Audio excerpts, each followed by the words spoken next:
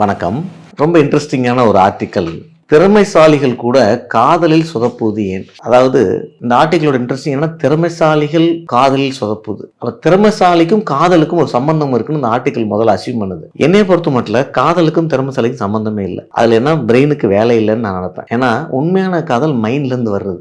எப்ப பிரெயின், அதாவது நம்ம சொல்லுவோம் மனாஸ் அண்ட் புத்தி. மனாஸ்ல வந்து எமோஷன் மட்டும்தான் உண்டு, மைண்ட் இல்ல. மைண்டோட மெயின் காம்பனன்ட்ல இந்த புத்தியில, பிரெயின்ல லாஜிக்கல் சைடு, ரேஷனல் சைடுல அனலிட்டிக் உண்டு.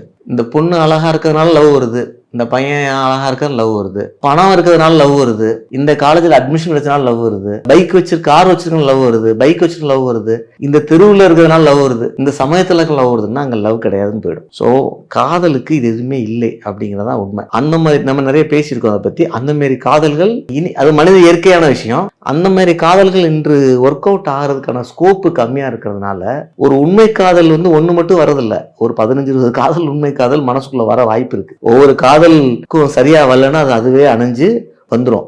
அதுலதான் நம்ம என்ன சொல்றோம், அம்மா அப்பாட்ட டிஸ்கஸ் பண்ணுங்க, அக்காட்ட டிஸ்கஸ் பண்ணுங்க, தங்கச்சிட்ட டிஸ்கஸ் பண்ணுங்க, அண்ணன்ட்ட டிஸ்கஸ் பண்ணுங்க, ஃப்ரெண்ட்ஸை டிஸ்கஸ் பண்ணுங்க, பிரெயினை யூஸ் பண்ணுங்கன்றோம். ஸோ காதலுக்கு பிரெயின் தேவையில்லை, காதலை ஜெயிக்கிறதுக்கு பிரெயின் தேவைப்படலாம்.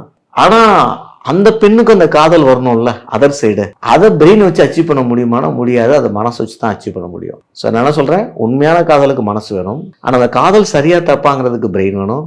நமக்கு வந்துருச்சு, அவங்களுக்கு வரலன்னா அதை எப்படி ஜெயிக்கிறது அப்படின்னா அதுக்கு மனத்தை வச்சு ஜெயிக்க முடியுமே தவிர பிரெயினை வச்சு ஜெயிச்சோம்னா அது இடைஞ்சல முடியும்.